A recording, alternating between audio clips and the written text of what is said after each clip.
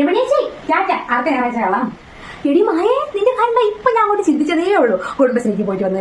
എടി ഒരു വിശേഷമുണ്ട്. എന്താണ് ചോദിക്കുക? അപ്പഴത്തെ ശാന്തയില്ലേ, അവളെ മോളെ കല്യാണമായി ആണ്.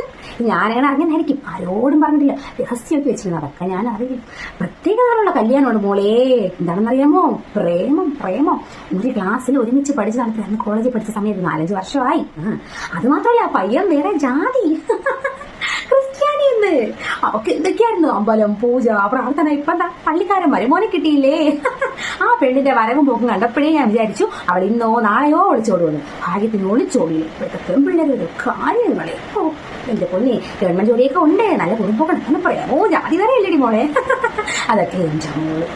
ഞാൻ ഇന്ന് അറിഞ്ഞതേ ഉള്ളൂ. ഇതാ കയ്യോടെ ഞാൻ നിന്റെ അടുത്തൊന്ന് പറയാമെന്ന് വിചാരിച്ചു. സന്തോഷമായില്ലേ നിനക്കും? ഞാനേ പോയി അപ്പുറത്തെ സുധനയുടെ അടുത്തോടെ ഒന്ന് പറഞ്ഞേച്ചു വരാം. ശരി മോളെ, ശരി. പ്രേമോ?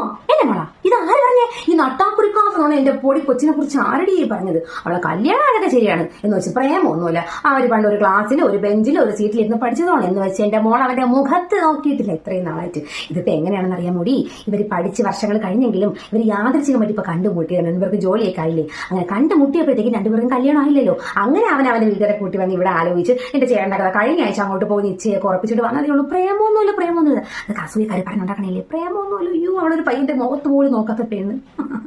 അതൊക്കെ അസൂയക്കാര് പറയുന്നില്ലേ? ഓ ജാതി. എടി മക്കളെ, നമുക്ക് ജാതി മതമൊക്കെ ഉണ്ടോ? അയ്യോ, അങ്ങനെയൊന്നുമില്ല. ക്രിസ്ത്യാനികളെന്ത്, മുസ്ലിം ആയാലെന്ത്, ഹിന്ദു ആയാലും നമുക്ക് അങ്ങനെയൊന്നുമില്ല. ക്രിസ്ത്യാനിയായിട്ട് ഇപ്പൊ അവന്റെ കുറ്റമാണോ? നമുക്ക് അങ്ങനെയൊന്നും. നമ്മളെ നടത്തുന്ന നല്ല പയ്യനായ പ്രേമൊന്നും ആൾക്കാർ ചുമ്മാ കണ്ണിലുള്ള ആൾക്കാർ പറയുന്നില്ലേ?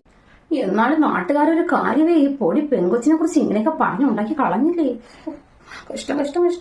നീ എന്തായാലും ആ മായയോട്, ശാന്തയോട്, രമണിയോട് ഒക്കെ പറഞ്ഞേക്ക്. പ്രേമമല്ല, നമ്മൾ ആലോചിച്ച് ഉറപ്പിച്ചെന്നൊക്കെ പറഞ്ഞേക്കേട്ടാ. അല്ലെങ്കിൽ അവളമാർ പറഞ്ഞു പരത്തിന്റെ മോള് പ്രേമിച്ചാണ്. പ്രേമൊന്നും അല്ലടി മോളെ. ശരി, നീ ചെല്ലി.